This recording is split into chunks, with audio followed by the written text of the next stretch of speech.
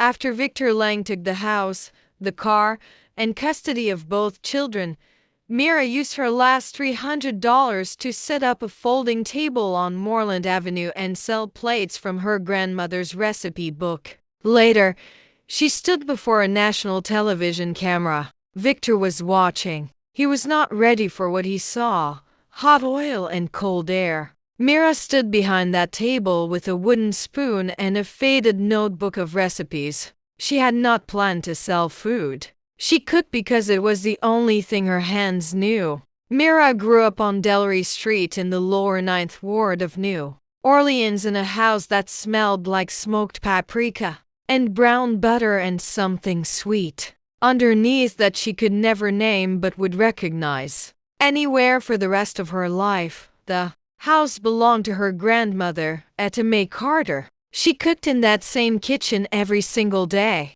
Etta cooked for the neighbors. She cooked for the church. She cooked for anyone who showed up at the screen door looking like they had not eaten enough that day. She never asked for money. She never turned anyone away. On Sundays, she made enough food for a crowd and put it out on the porch table, and whoever came, came. She had a recipe book, brown leather cover soft from years of hands on it. Every page written in blue ink in Etta's careful script. Notes in the margins, adjustments, reminders, more salt at the end. Do not rush the roux. Let the fire do its work. Mira was beside her in that kitchen from the time she could stand on a stool and reach the counter, holding a wooden spoon that was too big for her hand. Etta did not give her small tasks to keep her busy. She gave her real ones. Stir this. Taste that. Tell me what is missing. By the time Mira was older, she could make gumbo from memory. She was cooking for the Sunday porch table on her own while Etta sat in the chair by the window and watched. Etta taught Mira how to cook, but she also taught her something else, something that had nothing to do with seasoning or temperature or timing. You feed people and you look them in the eye. That is how you tell someone they matter. Mira heard that sentence more times than she could count. She heard it when she was young and again when she was older and again the last morning she spent in that kitchen before she left New Orleans for good. Mira left, moved to Atlanta, a job at a hotel restaurant on Peachtree Street. Entry level, long hours. She did not mind. The morning she left, Etta put two things in her hands: the recipe book and a photograph tucked inside the front cover. Etta standing in front of the Delray Street kitchen, white apron, hands dusted with flour, smiling like she knew something nobody else knew yet. Mira carried both for years. The recipe book stayed on the kitchen shelf in every apartment she lived in. She opened it often in the beginning, then less, then not at all after Etta got sick. Etta Mae Carter passed away in the same house on Delray Street, in the bed not far from the kitchen where she had fed half a neighborhood for decades. Mira flew home for the funeral. She sat in that kitchen for hours after everyone left. She did not cook. She did not open the recipe book. She sat at the table and looked at the stove and the counter and the wooden spoon still hanging from the hook by the window. She flew back to Atlanta the next day. She put the recipe book on the shelf in her kitchen. She did not open it again. Not once until the night everything else was gone. She did not know it yet. She did not know that the recipes in that book and the photograph tucked inside the cover and the smell of that kitchen would become the only things that mattered. She would find out, but not yet. Mira met Victor Lang when she was in her mid-20s. He was a commercial loan officer at a bank in Buckhead. He wore good suits and he listened when she talked and he remembered things she said from previous conversations. He had a plan for everything. That was what she noticed first. Victor always had a plan. They married in a small ceremony. Mira cooked the reception dinner herself because she wanted to and because Victor said it would be more personal that way. He was right. It was personal. It was also the beginning of something she would not see clearly for years. They had two children, Darius, And Leela. Mira stopped working at the hotel restaurant when Darius was born. Victor suggested it. You do not need to work. I have got us covered. She agreed. It made sense. Victor made enough. She would stay home and raise the children and manage the house and cook. Later, Victor suggested he handle the finances. You focus on the kids. I will take care of the accounts. She agreed. It made sense. Victor understood money. He worked with numbers every day. She trusted him. There was no reason not to. Sometime after that, Victor said the house should be in his name for the mortgage. Just a technicality. The loan terms are better with one borrower. She signed. She did not read every page. She did not ask questions. That is what you do when you trust someone. You sign. You move on. You cook dinner. Victor was good at one thing above all others. He controlled the picture. In front of friends, he was the attentive husband. In front of his bank colleagues, he was the provider. In front of the children, he was the father who planned family vacations and coached Saturday basketball. Mira cooked for every dinner party Victor hosted. She made the food that his colleagues talked about for weeks. She set the table. She cleaned up after. Victor introduced her as his wife, and the food appeared as though it arrived on its own. He never once said, Mira made this, he said. We put together a little spread or the food turned out great and moved the conversation to the next topic. Every connection Victor built in Atlanta ran through a meal Mira cooked. Every client dinner, every holiday gathering. Every Sunday when Victor invited a colleague and his family over for what he called a casual thing that required Mira to spend hours in the kitchen, her hands built the foundation of his professional life. Her name was on none of it. Not on the bank accounts, not on the mortgage, not on the investment portfolio, not on the car title, not on the credit cards. Years of cooking and cleaning and raising 2 children and hosting every dinner and managing every household detail in her name did not appear on a single document that mattered.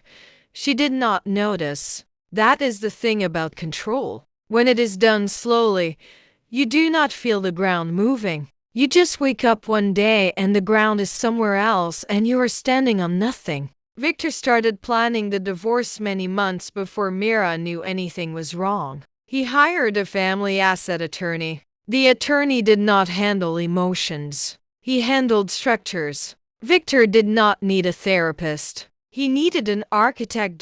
In the period before the papers were served, the attorney restructured the mortgage. The house on Collier Road in northwest Atlanta, the house Mira had lived in for years, went through a refinancing that transferred the deed into Victor's name only. Victor brought the papers home one evening. He put them on the kitchen counter while Mira was cooking. He said the bank offered a better interest rate. He said it would save them money. He said she just needed to sign the last 2 pages. She signed. She remembered the pen in her hand. She did not remember anyone explaining what she was signing away. Later, the joint savings account was moved. The statement stopped coming to the house. Mira did not notice because she had not looked at a bank statement in years. Victor handled the finances. That was the agreement. The investment account was locked into a trust naming Victor as sole beneficiary. The car title was updated. Victor's name only. The credit cards in Mira's name were closed. Victor told her there had been fraud on the account and the bank issued new cards. The new cards came in his name. Mira never saw them. Every one of them signed or processed while Mira cooked dinner and helped Darius with homework and drove Leela to dance class and trusted the man she had built a life beside for years. The papers arrived one afternoon in the kitchen.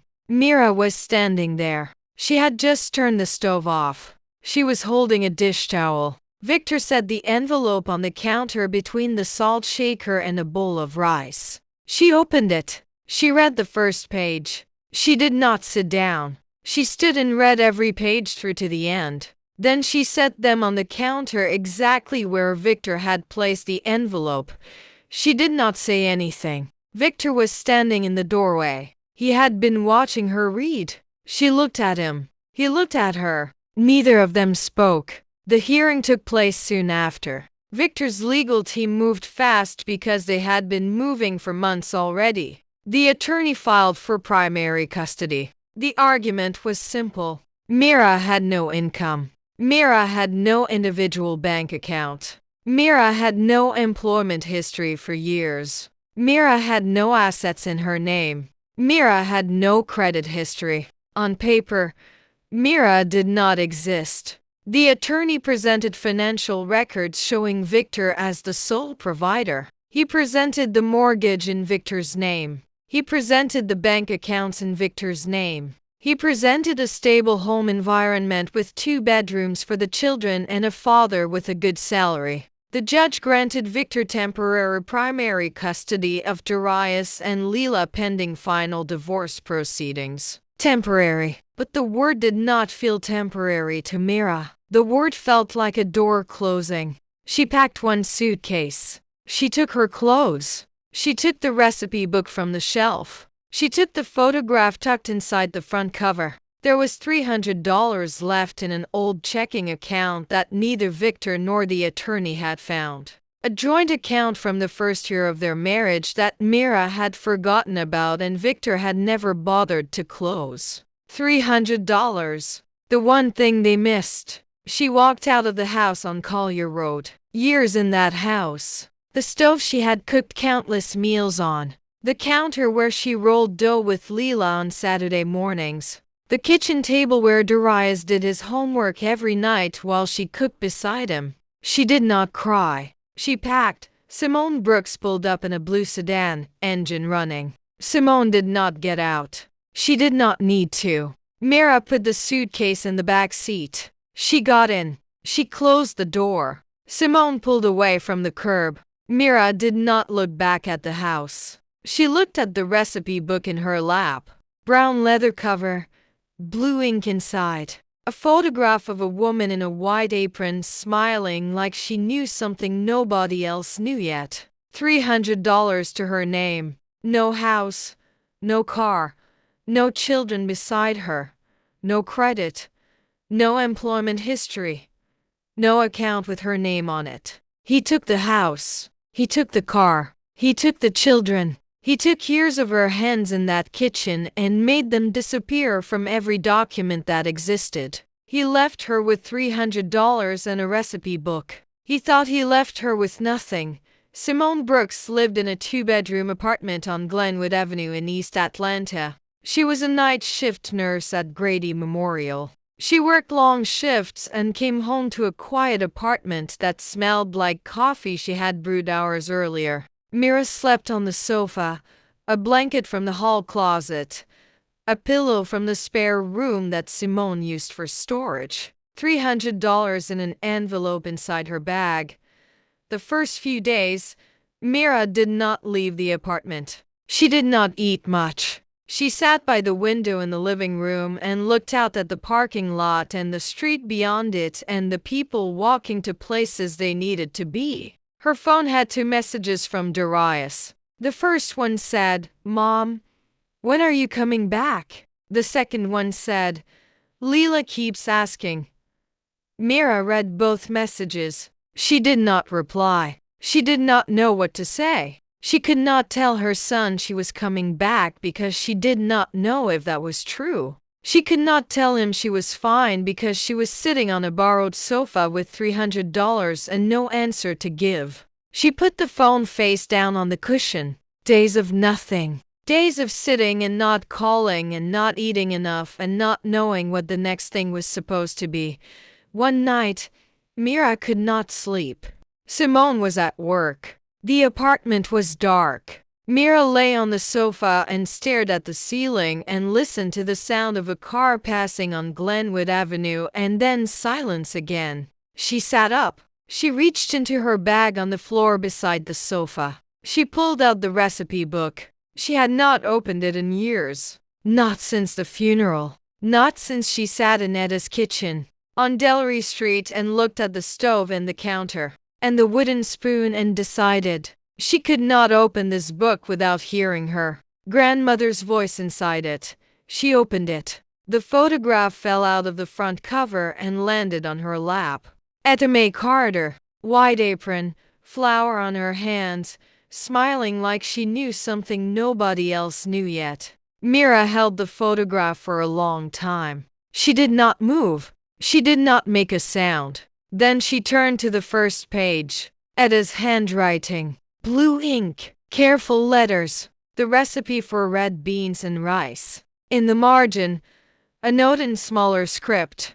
Do not rush the roux. Let the fire do its work. She turned another page. Fried catfish. A note beside the measurements. More salt at the end. Always at the end. She turned another page. Smothered chicken. A note at the bottom. This one is for when someone needs to feel better and does not know how to ask. Every page had a note. Every note sounded like Etta was standing beside her in that dark apartment talking to her the way she always had. Not loud, not dramatic, just steady, just there. Mira closed the book.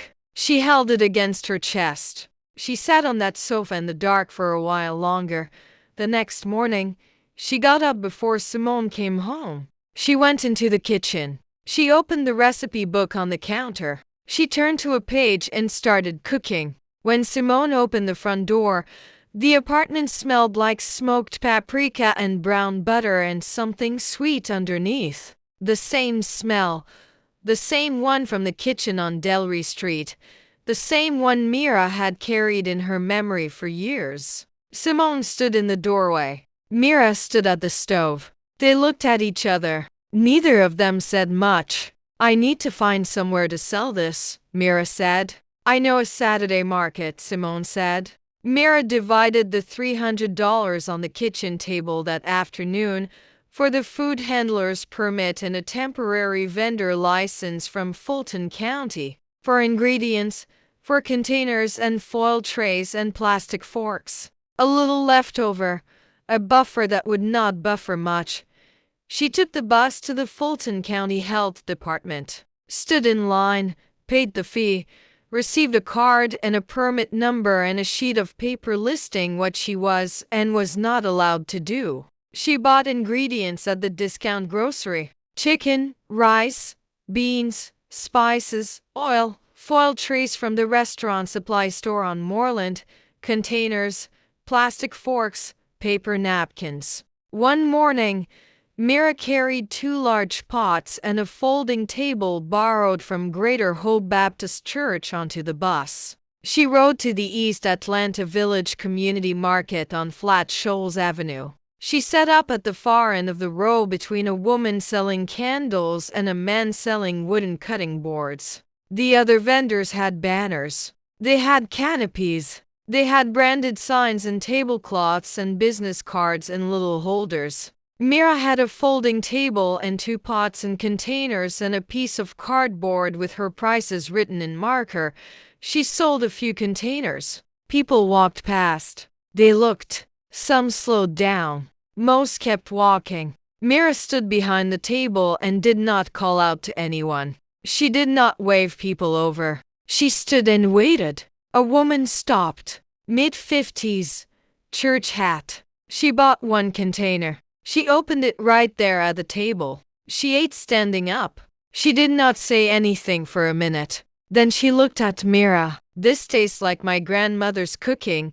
She said she bought more containers. She asked Mira her name. She asked if Mira would be here next time. Mira said yes. By the afternoon, Mira had sold many containers. Not enough for rent, not enough for a deposit.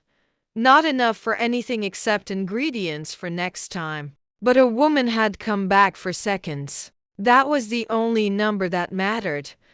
The weeks that followed saw the numbers climb slowly and without stopping. There was a problem. Mira was cooking in Simone's kitchen. Under Georgia cottage food law, a home kitchen could be used to prepare certain foods for direct sale, but the law had limits. Baked goods and certain shelf-stable items were permitted. Prepared meals with meat and rice and perishable ingredients sold at public markets required a licensed commercial kitchen. Mira had been selling for some time. She was in violation of the health code and she did not know it. She found out at the public library. She did not have a laptop. She did not have internet at the apartment. She sat at a library computer and read the Georgia Department of Agriculture cottage food regulations line by line. Licensed commercial kitchen. Inspected, certified. Available for hourly rental at shared kitchen facilities across Atlanta. She searched for pricing. She did the math on the back of a receipt. She needed to sell enough containers just to cover the kitchen rental before ingredients and bus fare and supplies. A food truck would solve the mobility problem. She could cook and sell from the same vehicle. She could go where the customers were instead of waiting at one market on one day. She searched for used food trucks. She closed that browser tab. She did not have the money. She had little each week. So, she did what she could. She registered for multiple markets instead of one. Tuesday evenings at the Grant Park Farmers Market. Thursday afternoons at the Kirkwood Community Market. Saturday mornings at East Atlanta Village. Multiple markets, multiple bus rides with 2 pots and a folding table and a rolling cart she bought at a thrift store. This was not a food truck dream. This was a woman pulling a cart onto a city bus early in the morning to sell containers of food cooked in a kitchen she could not legally use. That was the reality. While Mira pulled that cart across bus routes, Victor sat in his office at the bank in Buckhead and ate lunch at his desk. He did not think about where Mira was or what she was doing. He had the house. He had the car. He had the children. He had structured everything to make sure she had nothing. And in his mind, she did have nothing. A woman with $300 and a recipe book was not a threat. He would be wrong about that. But not yet. Pastor Gloria Harlan had been watching Mira for some time. She had run Greater Hope Baptist Church on Jonesboro Road in southeast Atlanta for years. She knew everyone in the congregation, and she knew when someone new was using her building, and she knew why. Mira had started renting the church's commercial kitchen. Simone had made the introduction. The church had a certified kitchen in the basement that it rented to small vendors and caterers for an hourly rate. Mira booked hours and cooked enough for the markets. Pastor Gloria did not say anything to Mira for the first several weeks. She came downstairs once or twice during Mira's cooking hours. She stood in the doorway. She watched. She smelled whatever was coming off that stove. She went back upstairs. One evening after Mira had finished cleaning the kitchen, Pastor Gloria came downstairs. She sat down at the prep table. She asked Mira to sit. Mira sat. "I have been smelling your food for some time. I have been watching you carry those pots in here early in the morning. I have been watching you clean this kitchen better than anyone who has ever rented it." She paused. "What are you doing? And who are you doing it for?" Mira told her. Short sentences. No drama. No self-pity. She told her about the divorce. She told her about the $300. She told her about the recipe book and the markets and the bus routes and the rolling cart. Pastor Gloria listened to all of it. Then she told Mira something. Her husband had passed years ago. He had been a deacon and a pitmaster. He owned a food truck. He parked it behind the church every Sunday after service and sold barbecue plates. The line went around the building. When he died, Pastor Gloria could not bring herself to sell the truck. She parked it behind the fellowship hall and covered it with a tarp. The engine had not turned over in years. The paint was peeling. Tires were flat. The gas line to the stove inside needed replacing. The refrigeration unit had stopped working. Nobody wanted it. Nobody used it. Every year, she told herself she would figure out what to do with it. Every year, she did not. "Come with me," she said. She walked Mira around the back of the church to the gravel lot behind the fellowship hall. She pulled the tarp back. Green paint faded and chipping. Flat tires on the passenger's side. Dust on every window. A dent in the rear bumper. Mira opened the side door and stepped inside. 2 gas burners, 1 prep counter, a small refrigerator that did not run, a serving window with a metal shutter that stuck halfway open. Mira stood inside that truck for a while. She put her hands on the counter. She looked at the burners and the window and the space where plates would be handed out. She could see it. For the first time since the sofa on Glenwood Avenue, she could see what the next thing looked like. "I am not giving this to you," Pastor Gloria said. "My husband built this and I will not give it away, but I will rent it to you for a monthly fee. You fix it yourself. If it runs and your business holds, I will sell it to you at what he paid for it years ago." Mira looked at her. "I do not have money to fix it. You have a church full of people who know how to fix things," Pastor Gloria said. "Ask the mechanic, a member of Greater Hope." He looked at the engine and told Mira the fuel pump needed replacing and the battery was dead and the alternator was corroded. Parts would cost some money. He would do the labor for free because Pastor Gloria asked and because he believed if a woman was willing to pull a cart onto a bus early in the morning, she deserved a truck that started. Another member who worked at an auto body shop offered to sand down and repaint the truck in exchange for meals. Mira agreed. The parts were paid for with market earnings. The mechanic worked several Saturdays. The body shop worker came after her shifts on weekday evenings. The engine turned over. The tires were replaced. The gas line was reconnected. The paint was new, deep brown with gold lettering on the side. Mira painted the name herself. She used a stencil she cut from cardboard and gold paint from the hardware store. At his table, her grandmother's name on a truck that ran in a parking lot behind a church in southeast Atlanta. Mira stood in front of it for a few minutes after the last coat dried. She did not say anything. She looked at the name and she looked at the serving window and she looked at the road beyond the parking lot that went in every direction. She reached into her bag and took out the photograph. Etta Mae Carter, white apron, smiling like she knew something nobody else knew yet. Mira taped it to the wall inside the truck next to the serving window. Then she went inside and turned the burners on. The first period on the road, Mira parked on Wells Street in the industrial corridor south of Turner Field.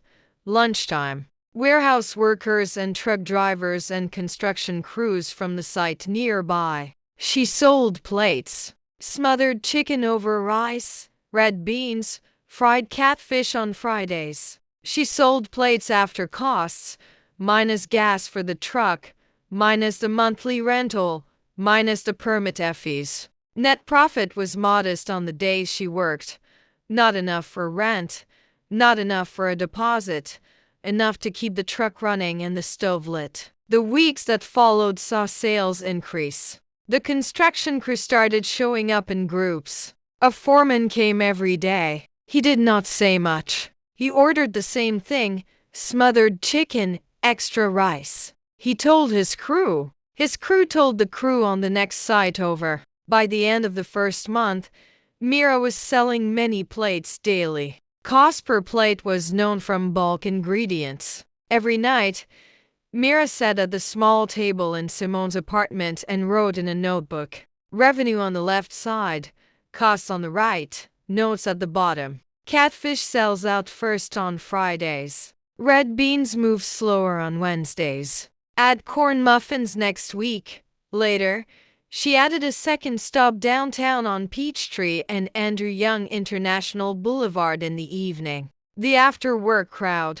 Office workers walking to the parking decks. Nurses coming off shift at Grady. The evening location doubled her customer base. Revenue climbed. Still not enough for a lease, but closer. The phone started ringing. Customers calling to ask where she would be parked. Mira did not have a website. She did not have a marketing plan. She had a phone number written on the side of the truck and plates that sold out every day. Simone set up a Facebook page one afternoon. At his table, one photograph of the truck, the menu, the daily location, posted every morning. The page gained followers quickly. People shared it. People tagged friends. People posted photographs of their plates and wrote things underneath like, "Best soul food in Atlanta," and "This reminds me of home."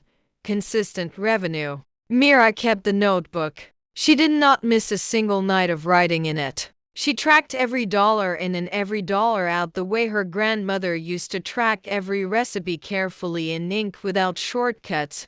Brooke stopped by the truck. She brought water bottles and helped wipe down the counter after the lunch rush. She asked how business was going. Mira told her. Brooke smiled and said she was proud of her. Mira called Darius and Leela every evening. The custody arrangement allowed visits. Mira brought food to every visit. She packed it in foil containers and carried it in a bag on the bus to Victor's house on Collier Road, where she was no longer allowed inside. She handed the bag to Darius at the door. She sat on the porch steps with both children and watched them eat. Leela said the same thing every time. "This is the best food in the world, Mom."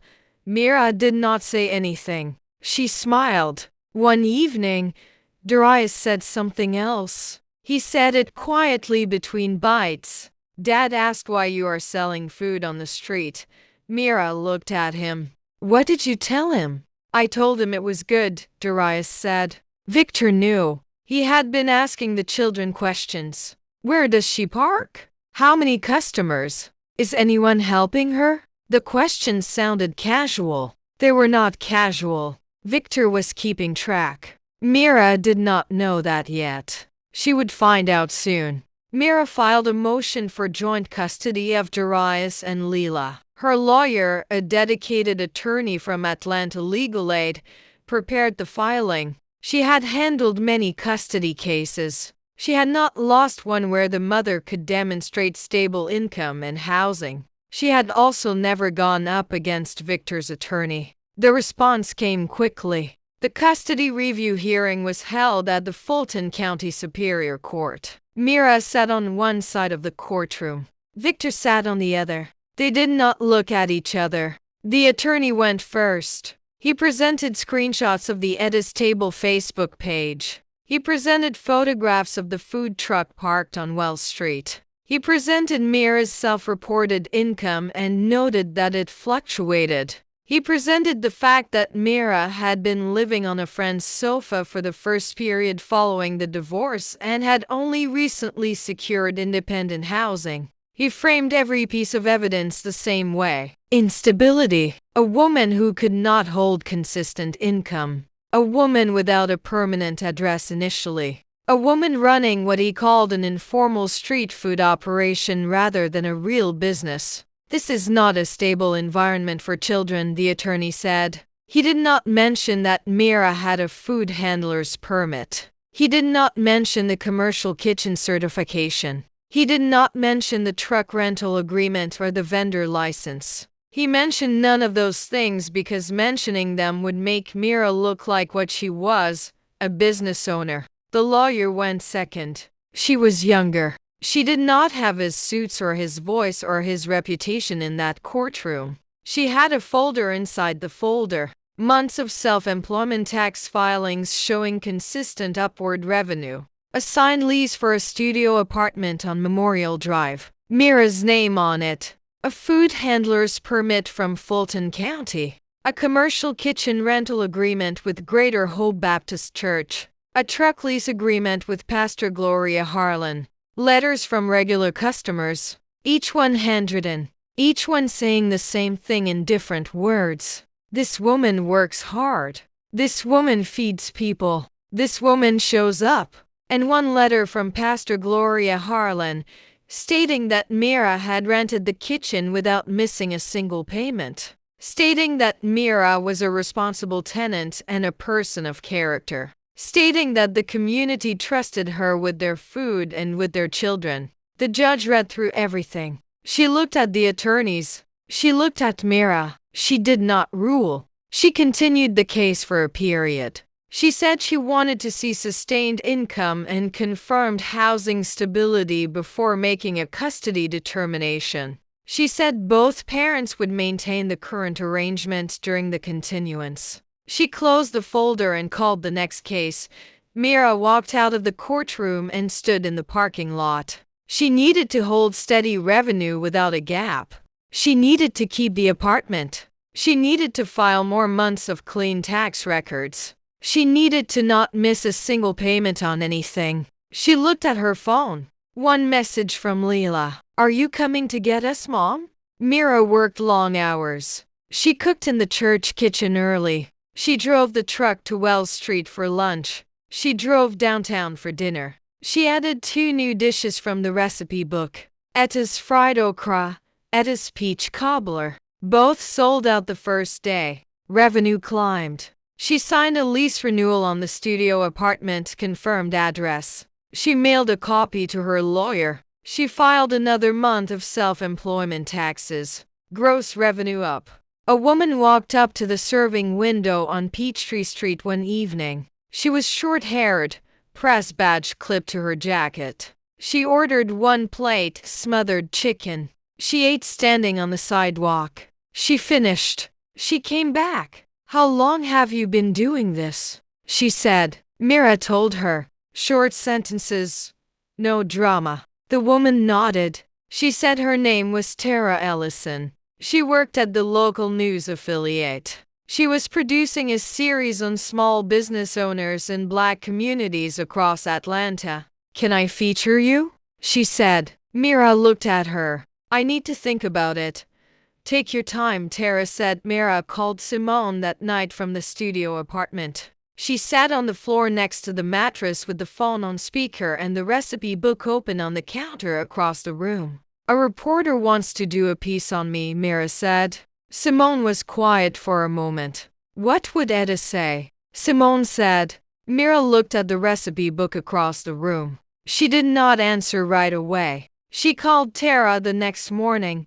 Brooke called Mira regularly. She had been calling since months after the divorce. She was Victor's younger sister. She lived in a townhouse in Smyrna that she had bought with Victor as the co-signer on the mortgage. When the divorce happened, Brooke reached out to Mira. She said she did not agree with what Victor did. She said family was family regardless of legal papers. She said she wanted to help however she could. She came to the truck. She helped wipe down the counter after lunch. She brought paper towels and napkins from the wholesale club because she had a membership and Mira did not. She asked how the hearing went. She asked if Mira was doing okay. She asked about the children. Mira answered every question honestly because Brooke was family. Because Brooke had shown up when nobody else from Victor's side had, because there was no reason not to trust her. The week Tara came to the truck, Brooke called Mira one evening. The conversation was normal. "How is business? How are the kids?" Then Brooke asked a question she had not asked before. "Someone told me a reporter came by the truck. What is that about?" Mira told her. "A local news piece, small business owners." Tara wanted to film at the truck and do a short interview. Nothing about the divorce, just the food, just the story of how she started. Brooke listened. She said that sounded wonderful. She said she was proud of Mira. She said she hoped it would bring more customers. Brooke sent the same information to Victor shortly after. The message was a text. It included what Mira had told her. The reporter's name, the station, the topic of the series, the timeline for filming. Brooke typed it out on her phone while sitting in her car in the parking lot of a grocery store in Smyrna and sent it to her brother who was sitting in the house on Collier Road that used to belong to his wife. This was not the first message. Brooke had been sending updates to Victor since the beginning when Mira bought the truck, when she started at the markets, when she hired the mechanic from the church, when she filed for joint custody. Every piece of information Mira shared with the woman she believed was her ally went directly to the man who had taken everything from her. Brooke was not cruel. She was not vindictive. She did not enjoy what she was doing. She was in debt. The townhouse in Smyrna carried a mortgage. Victor was the co-signer. Months before the divorce, he had reminded Brooke of that fact during a phone call. He did not threaten. He did not raise his voice. He told her he expected her to keep him informed about Mira's situation and that if she chose not to, he would remove himself from the mortgage agreement. Without Victor's name on the loan, Brooke's credit score would not support the mortgage on its own. She would lose the townhouse. She had calculated this already. She had run the numbers. She knew exactly what would happen. So she called Mira regularly. She asked careful questions. She reported back. She chose her own house over her conscience. That was the math she did. Whether it was the right math is a question only Brooke could answer, and she had not answered it yet. Mira did not know. She would not find out for a while, but the information was already moving. Victor had the reporter's name. He had the timeline and he had his attorney on speed dial. Victor called Mira one evening. She was in the truck on Peachtree Street. The dinner rush had just ended. She saw his name on the screen and stood there for a moment with the phone in her hand and the smell of the kitchen still thick in the air around her. She picked up. He used her name softly the way he used to when he wanted something to sound like it was her idea. He said the divorce was a private matter. He said going on television with their personal business would hurt the children. He said Darius was already asking questions at school. He said Leela had been quiet lately. He said Mira needed to think about what was best for them. Mira listened to every word. She did not interrupt. She let him finish. I am not telling our story, Victor, she said. I am building mine. She hung up. She put the phone on the counter next to the stove. She stood there for a few seconds. Then she started cleaning up for the night. Victor called his attorney within the hour. The attorney drafted a cease and desist letter addressed to Tara Ellison at the news affiliate. The letter stated that any broadcast segment referencing Victor Lang or the details of his divorce proceedings would be considered defamatory and would result in legal action. The attorney sent it by certified mail and by email on the same day. This was Victor's mistake, the one that would cost him everything he was trying to protect. Tara received the letter one morning. She read it. She took it to her executive producer. The executive producer read it. He sat back in his chair and looked at Tara. The original segment was supposed to be short. A feel-good local piece about a woman and a food truck.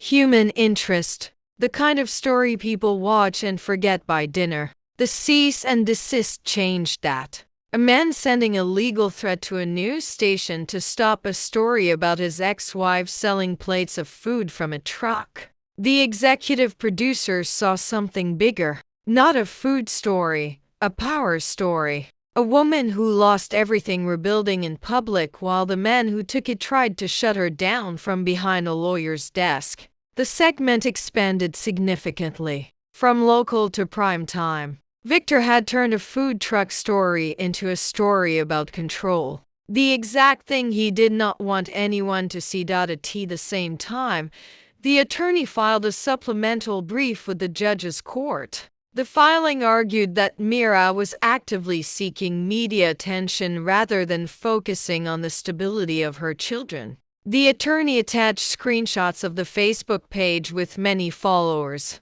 He attached Tara's initial inquiry email to Mira. He framed the television appearance as evidence of misplaced priorities. The brief landed on the judge's desk before the hearing. The segment had not yet aired. The court did not know what the segment would contain. Neither did Victor. Neither did Mira. Tara Ellison and a crew arrived at the church kitchen on Jonesboro Road early one morning. Mira was already inside.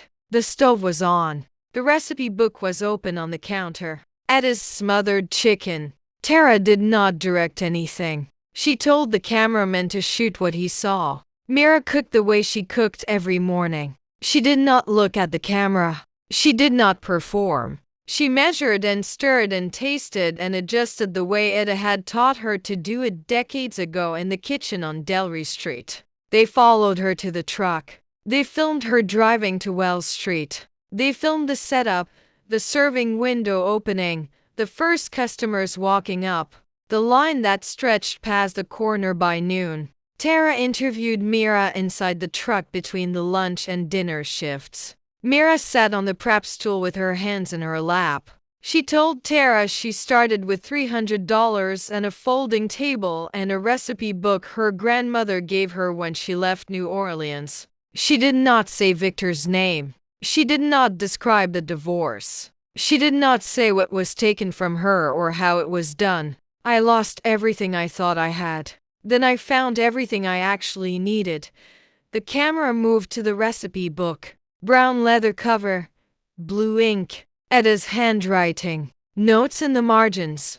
Do not rush the roux. The photograph of Etta taped to the wall next to the serving window. White apron. Flour on her hands. Smiling. Tara interviewed customers. The woman from the very first market was one of them. She looked at the camera and said what she had said to Mira months ago. This food reminds me of home. I do not know how she does it. The segment aired on a Thursday evening. Prime time. The title card read Etta's Table. One woman, $300, and a recipe book. Within days, the Facebook page grew dramatically. The line at the truck doubled. Other stations contacted Tara requesting permission to use the footage. The clip was shared across social media with hundreds of thousands of views in the first week. People who had never heard of Etta's Table shared the segment with a sentence underneath. You need to watch this. People who had eaten at the truck shared it with a different sentence. I knew this food was special. Now you know why. You already know who was watching.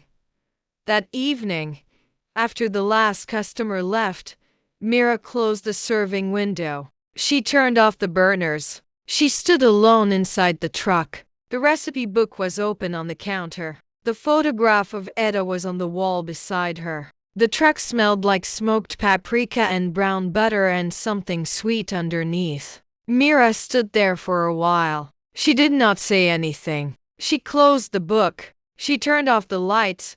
Victor was sitting in the living room of the house on Collier Road when the segment started. The television was on. He was not watching it. He was reading something on his phone. Then he heard the name Etta's Table. He looked up. He saw the truck. Brown paint, gold lettering, a serving window with a line of people standing in front of it. He saw Mira inside the truck, standing at the stove, wearing the same apron she had worn in his kitchen for years, tilting her head the same way she always did when she tasted something, moving her hands the same way every single day for years in a kitchen he walked through without stopping. He saw the recipe book, the brown leather cover. He recognized it. It had sat on the shelf above the microwave in his kitchen for the entire length of their marriage. He had never opened it, not once. He did not know what was inside. He saw the photograph of it on the wall. He did not recognize the woman in it. He had lived in the same house as that photograph for years, and he had never asked who it was. He heard a customer say, "This food reminds me of home." He heard Mira say, "I lost everything I thought I had. Then I found everything I actually needed."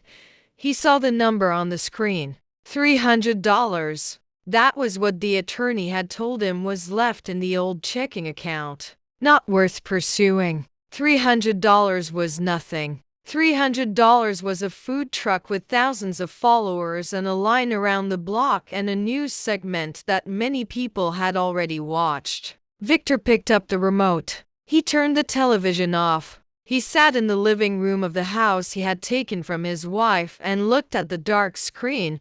He had taken the house. He had taken the car. He had taken custody of both children. He had spent months restructuring every asset, so her name appeared on nothing. He had left her with $300 and a recipe book because those were the two things his lawyers said were not worth the paperwork. The recipe book was on television. The $300 had built something thousands of people were following. The woman he had removed from every document was standing in front of a camera telling the city of Atlanta that she had found everything she needed.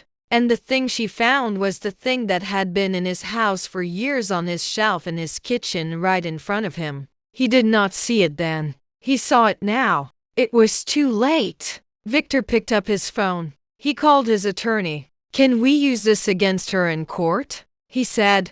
The hearing was held at Fulton County Superior Court. Judge presiding. Same courtroom, same two tables. Mira on the left, Victor on the right. The attorney went first. He had prepared a new argument built on top of the old one. He presented the television segment as Exhibit A. He presented screenshots of the Facebook page showing thousands of followers. He presented the cease and desist letter his own office had sent. He framed the entire sequence as evidence that Mira had chosen public attention over parental responsibility. The respondent has prioritized media exposure and social media growth over demonstrating the kind of stable private environment this court requested. He did not mention that the cease and desist was what escalated the segment. He did not mention that Mira had not sought the reporter out. He did not mention that his own legal action had turned a small local story into something many people watched. Mira's lawyer went second. She laid out months of self-employment tax records, revenue increasing every month. She presented the lease renewal for the studio apartment on Memorial Drive. She presented a report from the court-appointed social worker who had visited Mira's home and found it clean and suitable and stable. She presented letters from community members, customers, Pastor Gloria, Simone, the mechanic, the body shop worker, people who knew Mira and what she had built and how she had built it. Then she addressed the television segment directly. She told the court that Tara Ellison had approached Mira as a customer first and as a journalist second. That Mira had not contacted the station, that Mira had not mentioned Victor or the divorce on camera. That the only party who had introduced legal conflict into the media coverage was Victor himself through the cease and desist. The petitioner did not seek attention, she said. She sold plates of food. Attention found her. The judge looked at the filings. She looked at both tables. She asked if either party had additional witnesses.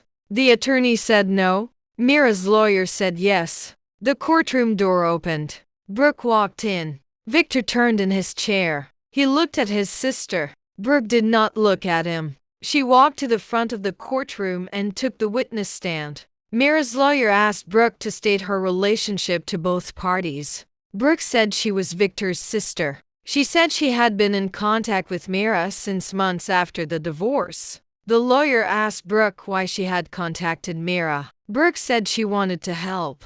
She said she believed what Victor did was wrong. The lawyer asked Brooke if she had communicated information about Mira to Victor during that time. Brooke was quiet for a moment. Then she said yes. She said Victor had asked her to monitor Mira's activities and report back. She said she had done so for months. She said the information she provided included details about the food truck business, the custody filing, the reporter, and the timeline for the television segment. The lawyer asked why Brooke had agreed to do this. Brooke said Victor was the co-signer on her mortgage. She said he told her that if she did not cooperate, he would remove himself from the loan. She said she could not afford the mortgage on her own. The lawyer asked what changed. Brooke said Victor removed himself from the mortgage anyway some weeks ago because she had not forwarded information about the television segment fast enough.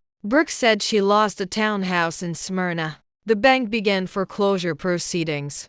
The lawyer presented printed text messages between Brooke and Victor. Messages over months, dates, times, content. Each one sent within minutes of a conversation Brooke had with Mira, each one containing information Mira had shared in confidence. The judge read through the messages. She read them slowly. She looked at Victor. She looked at the attorney. She closed the folder. The court finds that the father engaged in a pattern of surveillance and interference through a third party that is inconsistent with the best interests of the children. She said primary custody is hereby transferred to the mother effective immediately. The father retains visitation rights on a schedule to be determined by this court within days. She called the next case. Mira walked out of the courtroom. She stood on the steps outside. She took out her phone. She called Darius. "You are coming home." The court filing became public record the following week. Brooke's text messages were referenced in the custody determination. The pattern of surveillance was described in legal language that anyone who read it could understand. Victor Lang had used his sister to spy on his ex-wife during an active custody proceeding. Two business partners at the bank read the filing. Victor had been managing commercial loan portfolios for clients who trusted him with their money and their information. Trust was the product. The filing described a man who had used personal leverage to coerce a family member into conducting surveillance. The partners did not call Victor to discuss it. They reassigned his accounts. He lost commercial contracts. Not because anyone punished him, because nobody wanted to work with him anymore. The woman Victor had been seeing left. She had started seeing Victor months before the divorce papers were served. She had never met Mira. She had never been to the house on Collier Road while Mira lived there. She knew Victor as a man with a house and a title and a reputation. When the court filing went public, the house was still there, but the title and the reputation were not. She stopped returning his calls. She did not explain. She did not need to. She had been there for what Victor represented. What he represented was gone. The attorney sent the final invoice, a large sum for months of legal strategy. Victor had paid a fortune to take everything from a woman who had $300. The woman with $300 got her children back. The man sat in a one-bedroom apartment with a court record that followed his name. Victor called Mira once from that apartment. A Sunday evening. Mira was in the kitchen of the studio on Memorial Drive. She saw his name on the screen. She put the phone face down on the counter. She let it ring until it stopped. Victor called Darius the next day. Darius picked up. Victor said, "I miss you, son." Darius was quiet for a few seconds. "Mom is cooking tonight," he said. "I have to go." He hung up. Not angry, not cold, just somewhere else now. Living a life that had moved on without the man who thought he controlled where it went. Victor sat in that apartment. One bedroom, a kitchen he did not use. Years of building something he was certain he controlled. He took the house. He lost the house to mortgage payments he could no longer cover. He took the car. The car sat in a parking lot he could not afford to maintain. He took the children. The children chose to leave. He spent months making sure Mira had nothing. He left her with $300 and a recipe book. And the $300 built a truck. And the recipe book built a name. And the name built a line around the block, and the line built a life that many people followed and a courtroom looked at and said, "This is the parent these children belong with."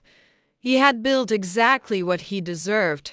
The first evening Darius and Leela stayed at the apartment on Memorial Drive. Mira had moved a second mattress into the bedroom that morning. She put fresh sheets on it. She set the small table by the kitchen window with 3 plates, 3 glasses, 3 forks. She opened the recipe book to the first page. Red beans and rice. The first recipe Etta ever wrote down. The one with the note in the margin that said, "This one is for when someone comes home.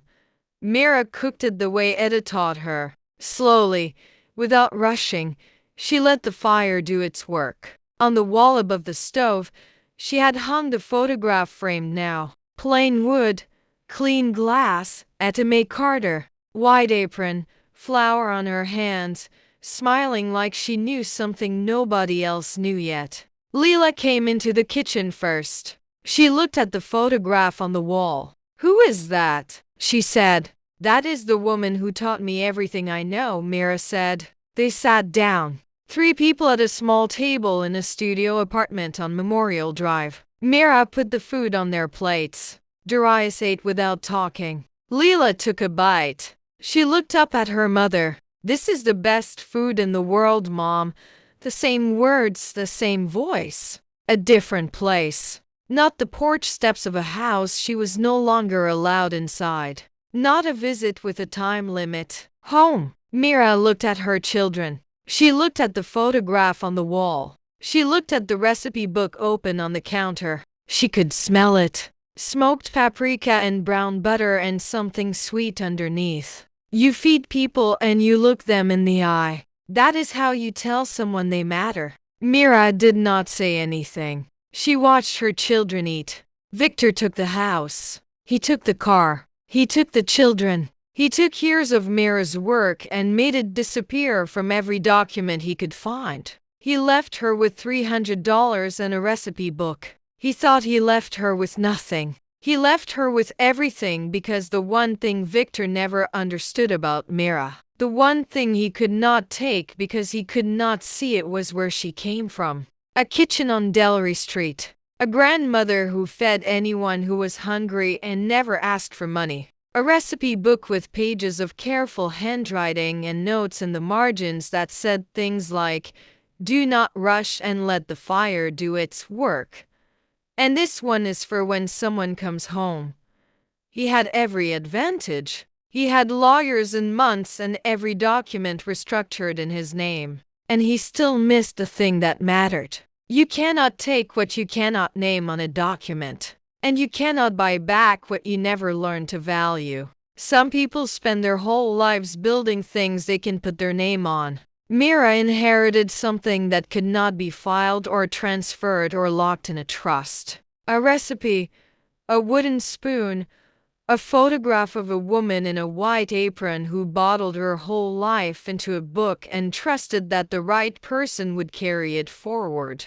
The people who only see what something is worth on paper will always miss what actually matters. And by the time they realize it, it is already too late. Victor came back after the divorce and tried to use the courts to take Etta's table from Mira the same way he took the house. He lost. He lost the contracts. He lost the woman he left Mira for. He lost his reputation. He lost everything he spent years building. Here is the question. If someone spent months planning to take everything from you and then watched you rebuild from $300 while they lost it all, would you let them back into your life? Or would you let them sit with what they built? This one is going to divide the room. Leave your answer below. Subscribe. I will see you in the next one. This story is a work of fiction. The names, characters, locations, and events are entirely imagined. No real person is depicted or referenced. However, the emotions and the legal realities in this story are inspired by patterns that affect real families across America every single year. Coercive control in marriage, hidden asset restructuring during divorce proceedings, and custody battles shaped by financial inequality are not fiction. They happen every day in courtrooms in every state. The writer grew up watching women in the family cook for everyone and receive credit from no one. The kitchen was where love happened. It was where problems got solved and where people got fed and where nobody ever thought to put any of it on a balance sheet. The story shows where the kitchen won, where the thing nobody counted was the thing that counted the most. If you or someone you know is going through a divorce, please consult a family law attorney. Understanding your rights to marital property, custody, and financial protection is not optional. It is survival. Organizations like the National Domestic Violence Hotline and womenslaw.org offer free legal resources and support for anyone navigating these situations. Every plate Mira served was a conversation. Every recipe was a letter from her grandmother. Some things cannot be taken because they were never on paper to begin with. Thank you for watching.